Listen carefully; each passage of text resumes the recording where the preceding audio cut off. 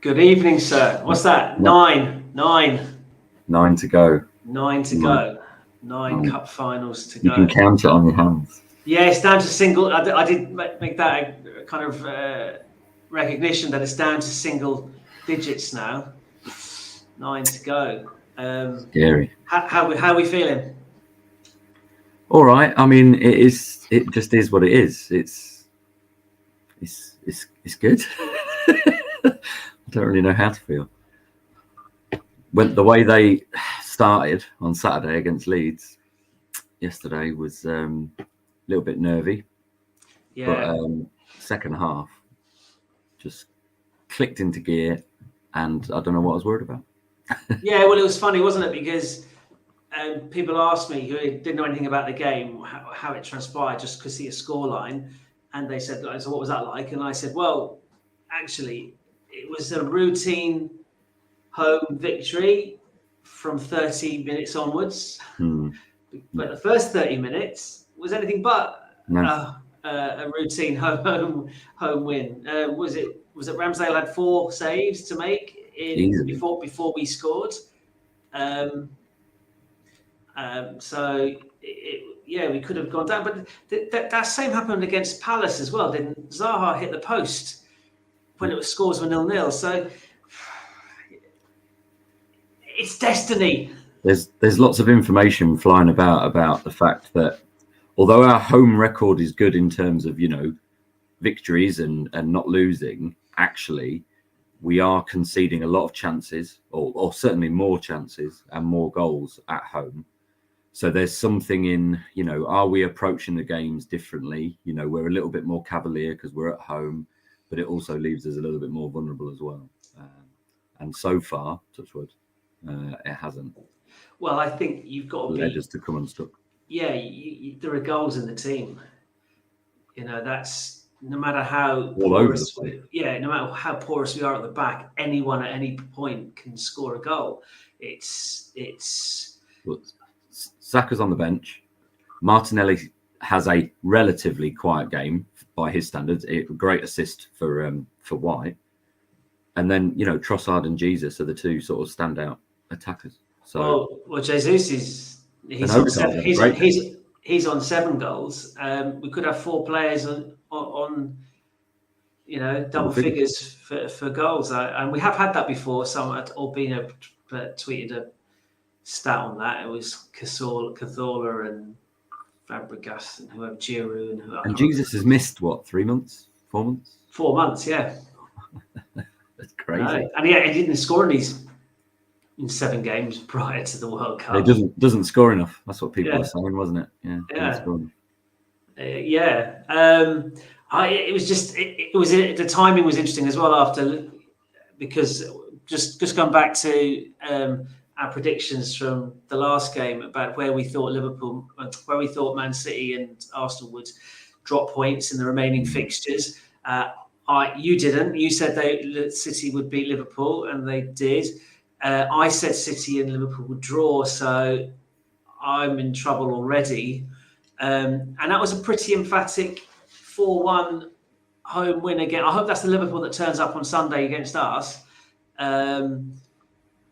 And so it was interesting psychologically. I mean, I did like the Ben White interview after the game where he was asked, "Did you watch the Man City game before?" And he went, "Well, I don't watch football, so." There's that. he's turning into another one of my favourites because he's just. There's so many. I mean, they're all likable in their own way, and they've all got their own sort of individual personalities. Saka's got that kind of boy next door, really star boy. Really, he's the star boy and all that kind of thing. And Odegaard's got a little bit of that as well, but he's a lot quieter. Just leads by example and does all those sorts of things. And then you've got these cult figures in like Zinchenko, who is mad, literally mad. Yeah. Xhaka, who is the kind of this the redemption arc. Yeah, he's the narrative god. Yeah, and then Ben White, who he's got football. He's got the devil in him. Ben White has a little bit of the devil, and I mean a little bit of mischief. I don't mean just the way he was winding up the Meslier. The Leeds goalkeeper as well. Tickling Was his elbow. hilarious. Someone said he was tickling his elbow at one point. That's so funny. And just laughing at him. He was just laughing at him. It's like, doesn't like football. It's just No. brilliant. I love the fact that this team have got like. It's not that they're just good and they're robotic, you know. Or no, they've got character. Yeah, there's characters there. full of character. And apparently Ben White was ill. Yes, apparently I found it very interesting. Arteta's post-match comments where he said, you know, it's been a funny few days because I think a lot of players returned from international duty in a bit of a state. He was obviously worried what condition they were all going to be in. Saka was said to be ill. Ben White was said to be ill. A few players carrying knocks. Well, it's interesting. He hooked Partey and Jesus as soon as he felt the game was won at 3-0, didn't he? 60 minutes in. I know, absolutely. That's what a luxury. Yeah, and to bring, I mean, we commented that our bench was like, I mean, I looked at the Man City bench for their game. I know, bearing in mind that Haaland and Foden are out injured. Yeah. So then you look at the Man City bench, and they had Silva on the bench as the only player of kind of danger or threat, perhaps. Really? Yeah. You go if you name the City bench, I probably couldn't name them. I didn't really. I know because I looked at it just to see, because I thought, especially at half time, I looked at it when it was 1-1, and I thought, well, what do City have to change it? They didn't need. Just try a bit harder. Yeah. Jack Grealish, lung busting 30 yards, defensive run, covering defence, tackle, blocker, a Salah goal for 2-0, and 30 seconds later he's crossing the ball in for an equaliser. It's like, yeah, okay, fine. That's what you pay your 100 million for, I guess. So, but our bench, if you're looking for game changers, and this is not even looking at someone like Reece Nelson, who has changed 2 games. Literally changed 2 games. So it's not even looking at him. You've got Smith Rowe on there, who's last season's second top goal scorer, who's struggling for minutes. Scored for the England under-21s in the international break. You've got Vieira. Yeah, he's not a game changer as such, but you got Jorginho on there. You've got Eddie, who's out, who's not available, he's injured, and who am I missing? I'm missing Saka, of course. I Saka thought it was good. There. Tierney came on, and he does seem a little bit separate from everyone in terms of the sort of the celebrating and all the sort of backslapping that goes on. But came on, did his job. Played really well. Lovely ball across the penalty box, nearly led to a goal. He's contributing and he's being professional when he's called upon. So, with that in mind, how are you feeling about Liverpool at Anfield? Oh, I just assume we're going to lose there. But that's based on... Is that fair? Yeah, is that fair? No. I'll hold my hands. That's based on just history and the past and my irrational football fan brain. Being an Arsenal fan. And being an Arsenal fan, exactly. That's cool. Everyone's saying that Man City are going to win the league because this is what Man City do. And everyone's saying Arsenal aren't going to win the league because that's what Arsenal do. And so, the whole thing about Manchester United being in a title race is because they're Manchester United. Yeah. It's not based on the fact that they're very much a work in progress. And while they've made some improvements, haven't scored a goal since mid-February or something ridiculous. And he makes some strange decisions as well. Well, it is what it is. But in terms of how I feel about going to Liverpool, it is purely just based on that. Look, if you're looking at form and where the teams are at the moment, we should probably be favourites, but the bookies won't have us as favourites because Anfield just seems to have that sort of knack. Well, yes. And listen, Liverpool were good for their lead against City to begin with. It's just that they seem to run out of gas so quickly. And then at a certain point, they were chasing shadows. And when City took the lead at 2-1, it was on in the cafe before we headed to the stadium. And as soon as they took the lead, I said, City will get 4 or 5 here. And sure enough, they just cottoned on. And the goals were so similar. Get to the byline, cut it back, and their midfield and defence, they're all just sort of ball watching. Liverpool just seem really, I don't know, they seem like a shadow team at the minute. Which is why I think they'll lose. And then they'll go and beat United 7-0. Well, I think the most telling thing is they've got Chelsea on Tuesday. Yeah. Chelsea now have got rid of Potter, and that could do a number of things. It could free them from whatever restrictions Potter was putting on them, because he is a safety first kind of coach, or it could throw them into all sorts of chaos because there's so many personalities there and there's so many players to deal with that, you know, who knows what will happen in that game. But ultimately, it puts another 90 minutes in Liverpool's legs, gives them a bit less time to prepare and think about what to do. And what I really like, someone put this online earlier. Who do you start front 4 against Liverpool? Because now that Saka has rested but came on and contributed as well, you know, there's an argument they could all start. Saka, Trossard, Jesus, Martinelli, Odegaard. They can't all start, because otherwise you're talking about losing maybe Partey and Xhaka, and you're not doing that because of the structure of the team and the shape. No. Who misses out? And that's the good thing is Liverpool will be thinking that as well. Yeah. Are we going to face Saka, or is it going to be Trossard, or is it going to be? I'm pretty confident he'll go with our season-long strongest 4. Or the only thing that turned me against that, I assumed Trossard would be on the bench. That's what I'm saying. But actually, straight after that thought, I was reminded that he actually scored a hat-trick for Brighton at Anfield. He scored a hat-trick for Brighton at Anfield. Yeah, so I'm like, okay, he has psychologically, and Arteta would be big on that. He has to, in which case,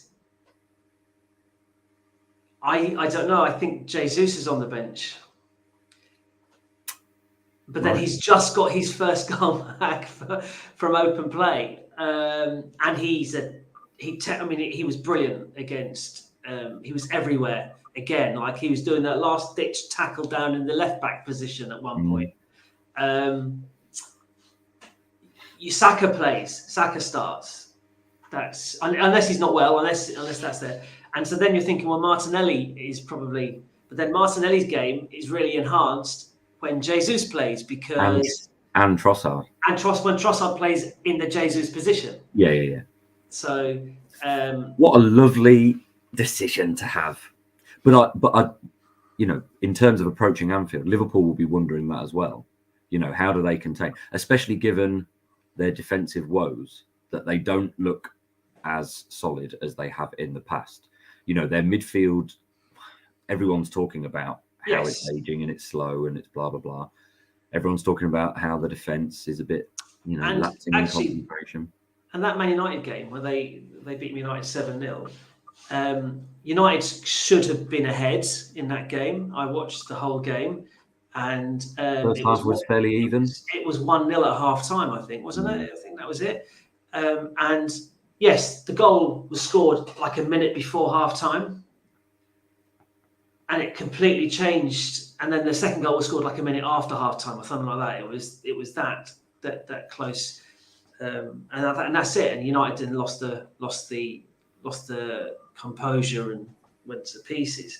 And Liverpool can do that to you. You know, if they get their tails up, don't we know it? Yes. And Arteta, you know, Liverpool is under his skin. Yes. And that's not good. No.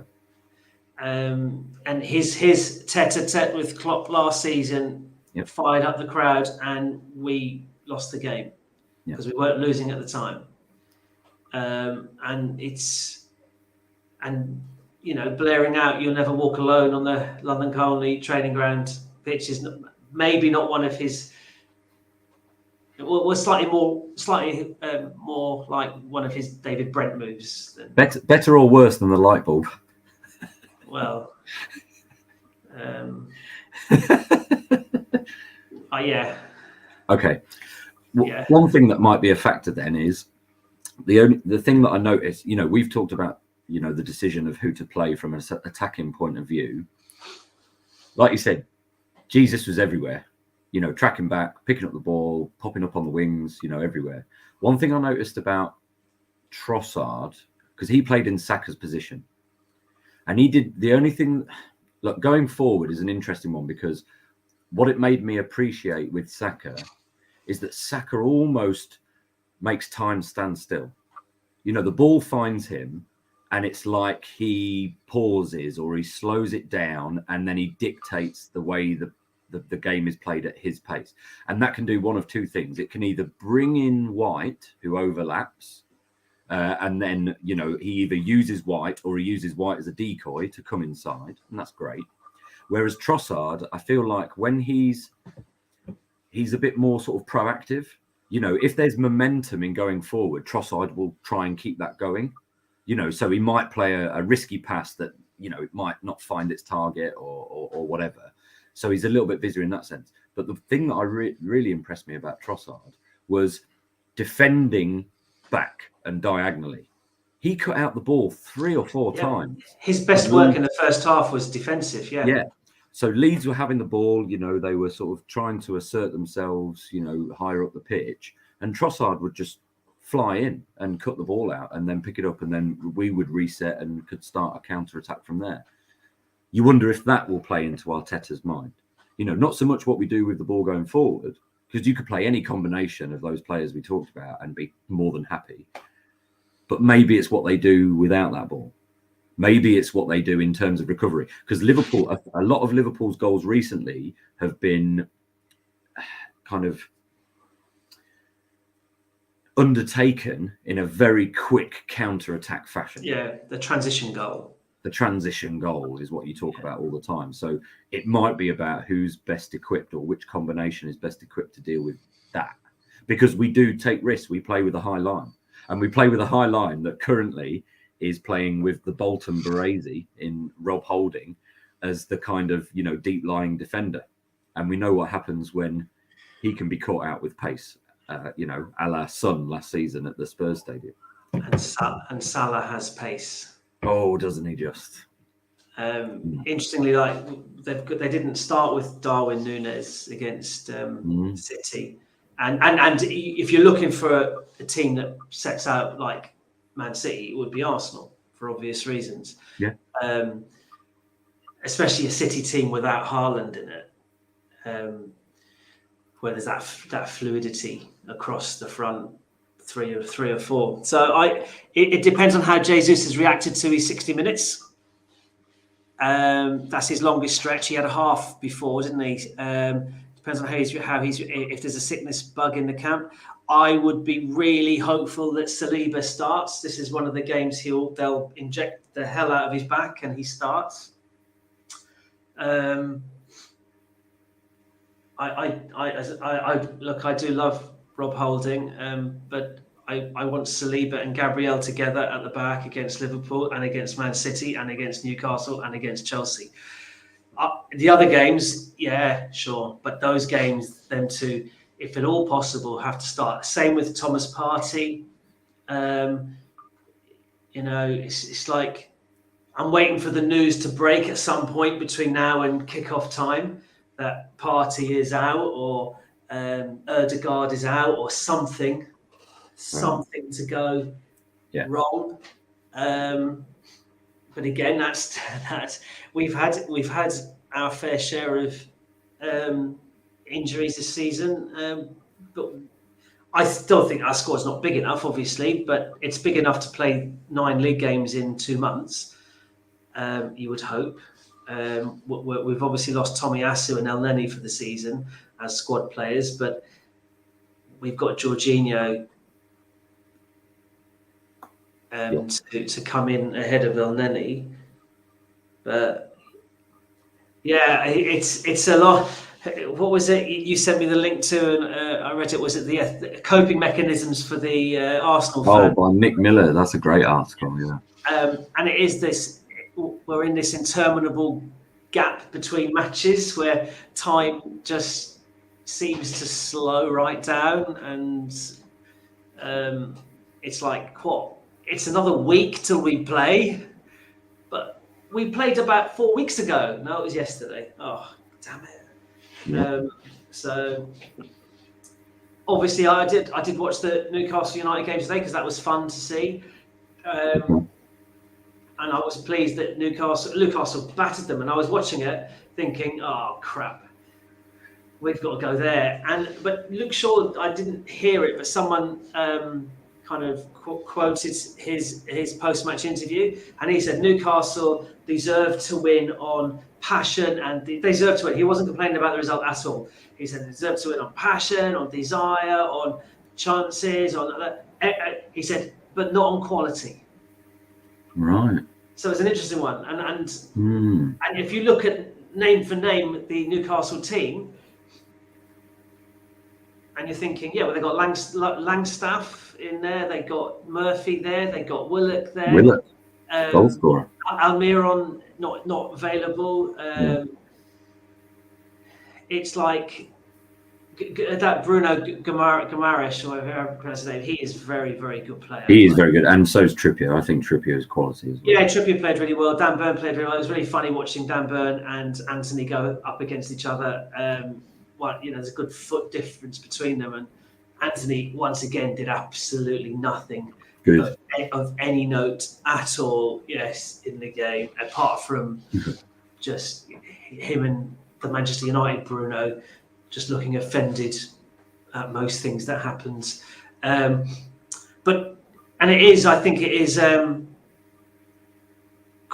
is about quietening that crowd, and it's about the same as Anfield, very similar kind of crowd effects or crowd impacts at Newcastle as Liverpool, that you just don't want to give that crowd any reason to get up. And that sense of injustice or whatever it might be. And that's, yeah. Yeah, so I was just thinking, oh God, we've got to go to Newcastle as well. Yep. So the next, before Man City game, I was surprised to learn that Man City only play two league games between now and then. Really? Yes, away to Southampton and home to Leicester. So we can safely assume that Man City are going to get 6 points from those two games. Yes. So they cannot physically be above us when we meet. Now, they can be 2 points behind us with 2 games in hand before we play. So that's the worst case scenario. And we've got what? Liverpool and Saints? No, so we've got Liverpool away, West Ham away, Southampton at home. So I'm wanting 6 points. No, I want 9 points from those games. I'm saying we'll get 6 points from those games. So that will put us where we are now, 8 points ahead of City. Yeah. At kickoff time, but City will have 2 games in hand. And if they win that game, yes, they'll be 5 points behind with 2 games. 2 games in hand. So it'll be in their hands. Yes. So although we'll have a lead, and that's why I was really egging us on yesterday to score as many goals as we could, because we are only 2 goals behind them in goal difference. And I don't know what the goals scored are, but it's like it really. But isn't it crazy? Like, considering was it only last season or the season before we were talking about how long it took us to get to a 0. A positive goal difference, yeah. We're plus 40 or something like that now. It's mad.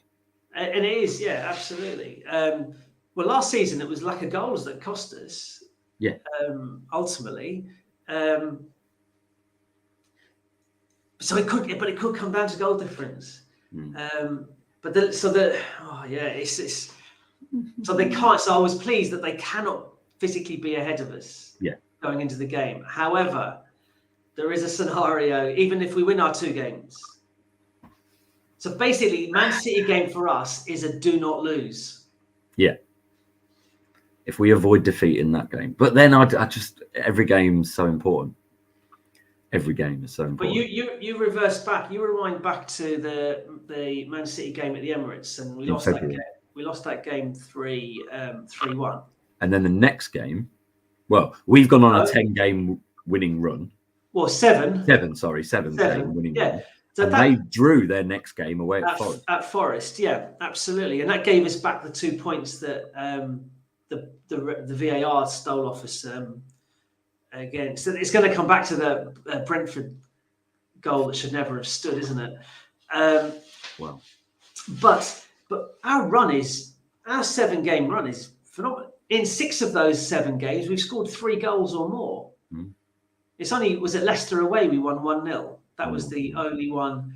So that's a pretty impressive response to losing to your rivals when at that point we, internally maybe given up the ghost a little bit, thought, okay, well, it's going to happen now.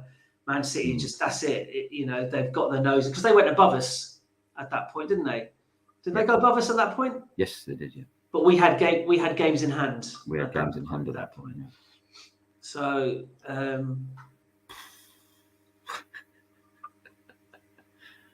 eight. We're halfway to our total. Eight. We've got 7 wins on the bounce. If we win, I was looking earlier that Adam Vogue on Twitter he doesn't publish the magic numbers until all the games are done from this week. So tomorrow. But everyone's going to be on. This is the annoying thing. Everyone's on slightly different games. There are some teams that are a couple of games behind, a few that are 1. In terms of all the teams that have played 28 games, Brentford can't finish above us. They can't finish above us. So that's us in Europe. We're pretty much guaranteed. Well, we're on 72 points. We're on 72. And I don't think any team, and they're on 40. I think Arsenal are the only team ever to have 72 points and not get into the top 4. Right. That's at the end of the season. That's at the end of the season.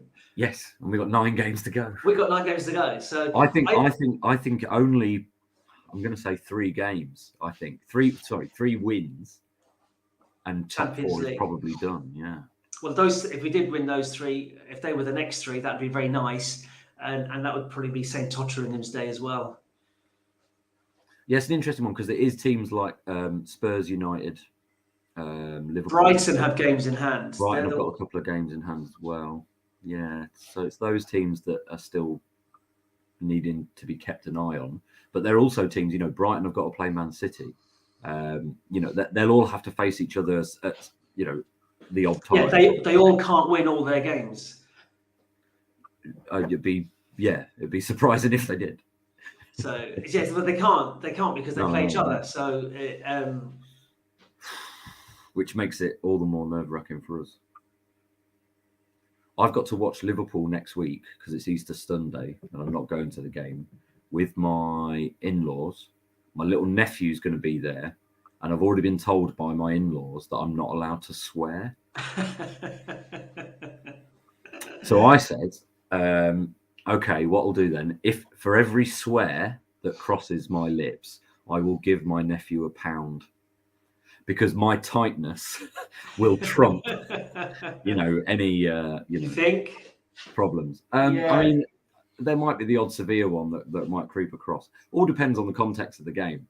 Well, indeed. If there's a severe injustice, or I just don't like the look of Klopp's shiny, perfect teeth or something like that, I don't know. Yeah, so I've got to do that. I've got to try. I hate watching on telly. I hate it. Or we go 1-0 up in the 92nd minute, or 2-1 up, or 3-2 up, whatever. Would that be all right though? I think a happy swear is better than an angry swear. It'll still cost you. It'll still cost you. Will it? Well, do you know what? It'll be worth it. Yeah, no, absolutely. I was trying to introduce a positive scenario where you were thinking of all the negative things that could happen that would precipitate foul and abusive language. I was thinking there could be some positive. I might just give him a £5 before the game and not worry about it too much. Work it from there. 5. That's. I don't think I could limit myself to 5. I obviously won't watch it because I'm like. Because you're strange. The house is going to be empty.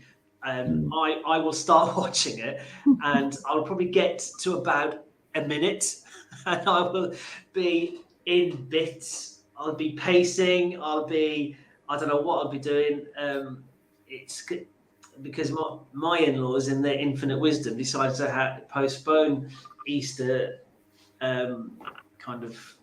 traditions 24 hours to do it on the Monday, because they very kindly had looked at the fixture list and seen Arsenal were playing on the Sunday, not knowing that I would be so grateful for the distraction away from the game on that Sunday. I'm like, oh no. So I think the only place I can watch it where I would guarantee to watch it is to hop on the train into Finsbury Park and go to the pub. Yeah, go to the pub and watch it. And because I just have to be with other gooners. I can't be with someone who doesn't understand how I'm feeling. You know? No, I know exactly what you mean. It's like I need that kind of shared pain and turmoil. I may have mentioned this before, but do you remember the Reading 7-5 game? Yes, I do indeed. I watched that with our friend, because my pal Russ is in the army and he was on tour at the time. So we went round to his wife's cancer, our other friend, and they had Sky Sports. Let me watch it while my wife and her sort of chatted. And obviously we were 3-4-0 down. Well, we scored all our goals in stoppage time at the end of every half. It was something ridiculous. Yes. And at some point, she pops up and knows nothing about football. And she's like, "Oh, is that your team playing?" And I was like, "Yeah." She's like, just don't talk to me. Arsenal? And she said, "Oh, who are they playing?" I said, "Reading." She said, "Oh, are they losing?" "Yeah." And she said, "How much?" I was like, 3 or 4-0. I can't remember what it was. She went, and this is a bit that kills me. She goes, "That's not very good, is it?" No. I can't. I cannot. I mean, I get quite rude if non-football people are trying to all good intentions on their part. I'm not I can't have it. The red mist descends. To use a football analogy, and I'm just like, stop talking to me now. Go away. I don't like you. I'm in your house, but I don't care. Get out. So I think in terms of Champions League qualification, the weekend we play Southampton, because we'll have already played Liverpool and we'll have already played West Ham. Then we play Southampton on the Friday night. And that weekend, the last game on the Sunday is Newcastle Spurs. So in terms of other teams playing and how they do and who gets points, drop points, that could be a moment. Well, let's hope we're going into that weekend with 9 points from 9. This is the thing. If we go into that with 9 points, and then, well, it could be a double whammy, because if Newcastle then beat Spurs, that could be Champions League guaranteed and St. Totteringham's Day. But bizarrely, you look at the league table now. If Spurs win against Everton tomorrow, they go third. Yeah, how? Mad, isn't it? What? In what mad season is that possible? Is crazy. They go third. Yeah, and they go third by a point. What point? Yeah, 2 points. Have they played more games or something? They played 28. No. Yeah, they played 28. So actually, they'll go above them, but both Newcastle and United will have 2 games in hand on them. So it'll be a slightly false position. But yes, but there's no guarantee that that United are going to kind of go on a winning spree. United are really flat at the minute. Yeah, they are. And they've got more games. I think they've got the semi-finals of the Europa League as well. So who did they get? Is Sevilla still in it? I can't remember now. But yeah. And Spurs tomorrow. I mean, they're playing. Oh, hang on, no, it's just the quarterfinals next, isn't it? Or is it the semi-finals next? Yeah. So it's all to play for. There's a lot going on, but we're on 72 points, which is already more than we got last season, and we've got 9 games to go. I mean, when Arteta said a couple of years ago that, there'll be a moment when this project takes off, he wasn't half kidding, was he? Well, he got it wrong. He wasn't saying this season either. No. He wasn't we're in phase 2 or 3 of his 5 phase. I can't wait for phase 5. What the hell that is, I don't know. I mean, it's like Who's that? Mbappe signs or something? I don't know. Would you want Mbappe? Yeah, I'd want Mbappe, but I wouldn't want his ego to go with it. Yeah, maybe, but or his wages. Or his wages. Yeah, that. I mean, he's a director. Yeah, he gets to make a decision about who the manager is. That's mental. That's not going to go wrong, is it? No. Oh, crazy. Right. Okay. Let's. There we go. Look at that. 35 minutes. Well, let's. But that's only 35 minutes if we actually end it now. Yes. We have been known to say, right, that's it, and 35 minutes, and still be talking on 55 minutes before. Is there anything else you'd like to get off your chest? Football related? No. No, that's yeah. Okay, I've got one more question for you. Okay. If we don't win the league, would you be disappointed from this position? Yeah. Or but I'd still be immensely proud and immensely delighted with what's gone on this season. But of course, I'd be disappointed. Isn't that just the most quintessential Arsenal supporter thing to say? Well, why am I not a quintessential Arsenal fan? You know, I would be devastated if we don't win the league from this position. And it's like David Pleat. It's like David Pleat in that commentary in 1989, where we're winning the game at Anfield 1-0, and it's into stoppage time, and McMahon's receiving attention, whoever is down, and Kevin Richardson's receiving attention, and McMahon's doing all that. And David Pleat says it will be somewhat poetic justice for Arsenal to win the game, but not. I'm chucking things at the telly. I'm 16. I'm chucking things at the telly. My parents are hearing me swear for the first time ever. Nice, strict Irish Catholic background that it was, and I'm like, I can't want expletive filled. Like, is it poetic? Take your poetic justice and stick it where the sun don't shine, because no, it won't. And that's how I'd feel if we don't win the league from this position. I'm sorry. No, it would be good. We've just done so well. Yes, we have, and I love the team. And there'll be no. If we don't win the league, it's because Man City are Man City, and they've bought it. And we've been so entertaining as well. You know, I was catching up. I was watching the second and third part to the Gabby Jesus recovery videos. I mean, the United game and the Villa game and the Bournemouth game. You know, any one of those games in a team season. And that is like a real standout. Yep. Like, you know, it's appearing on all sorts of compilations and DVDs and things like that. We had those three in about, 4 weeks? 5 weeks? Yeah, 6 games, wasn't it? I mean, it's just mental. Last-minute winners. Where can I watch those? Are they on the Arsenal.com? They're on YouTube.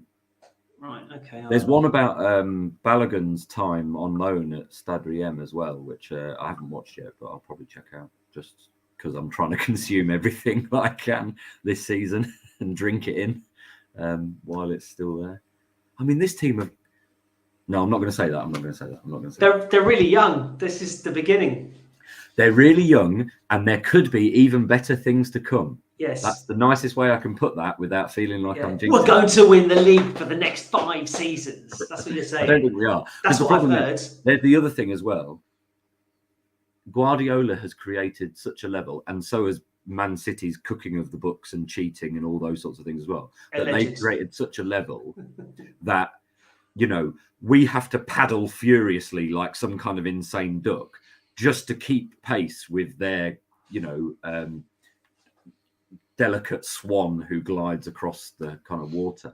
So, you know, Liverpool did it. You know, Liverpool basically, you know, pushed their squad and their team to the brink but only one for a couple of seasons. But only won 1 league title. Well, that's what I'm saying. Yeah. Whereas Man City are just kind of like treading water at the top because they can sell players and then buy just as good, if not better, replacements without worrying about the financial implications, you know, and just treading water. And that's not to downgrade the fact that they do have obviously very good players. And they do have Guardiola, who is an incredible coach. And Manchester United have spent Man United have spent more money than Man City. Man United have spent, and Chelsea probably have spent more money now. Exactly. And so there is a way of doing things that they do, that they employ, that elevates them as well from Absolutely. Spending money doesn't automatically guarantee success, as Chelsea and Manchester United can testify to. So we're on this first step. We have no idea how sustainable this is. We have no idea, because this is the start. It's such a young team, and you look at whether it was Fergie's kids, who did manage to sustain it with, you know, the odd sort of other superstar added into the mix here and there. You had George Graham, obviously, you know, came in and changed the profile of the team to be much younger. Straight away, yeah, we won the league 89-91. So League Cup was thrown in there as well, a few other trophies, a European trophy, which, you know, is not something Arsenal are definitely used to competing for. And that was relatively sustainable until it wasn't. Obviously, Wenger then sort of, you know, picked up where he left off. So we've got no idea, and I just can't wait to find out where this goes. Indeed. Well, there you go. We've had another 5 minutes without much. That was. Are you happy now? One more question. No, I'll probably think of another question now. No, I won't. That's it. No, right. absolutely. Okay. So keep yourself busy during the week, and will I? And it's Liverpool. Well, we can watch Liverpool Chelsea again on Tuesday night at least. Is it Champions League this midweek? I think it is. Man City, Bayern Munich. I actually want Man City to win that. I want them going through. Don't want it to be easy. No. They can. It can be game over in the last minute of the second leg. Draining, high energy, all of that. Feisty, niggly. Yeah. Well, Tuchel has taken over at Bayern, so he's a quality coach, even if he is a bit intense. Well, they've just gone top of the league, haven't they? They've just gone top of the league. They beat Dortmund convincingly. So you imagine that they're going to be, you know, very stiff opposition to City. But it's funny, isn't it? Because we're at a stage now with 9 games to go where we're now no longer looking at Spurs results or Chelsea results or Liverpool results or Man United results. We are down to one other team's results. It does feel like it is just City. It is Man City, though. That is the other team. And it'd be great if they could just gift us a couple of poor performances. I can't see them not getting 3 points away at Southampton. But interestingly, I couldn't see them not getting 3 points away at Nottingham Forest either. So true. Hope I mean, next week they don't play in the league, do they? Must be the FA Cup. Yeah. Semi-finals, is it? Semi-finals next week? Oh, I'm on the wrong league. 1 week, hang on. Man City. Oh, yeah, they are away at Southampton. Yeah, I think, are they 5:30 kickoff? Are they on the telly? 5:30 kickoff. Yeah. I will not be watching that one. Well, I haven't got Sky Sports anymore. So I definitely won't be watching it. I pay for the subscription not to watch. Just purposely. That's why I got rid of it. Okay, right. So keep yourself busy, and we'll catch up after the Liverpool game to celebrate our first 3 points at Anfield since 2012. Positive attitude, Stefan. Come on. Bye. All right. Bye. Bye.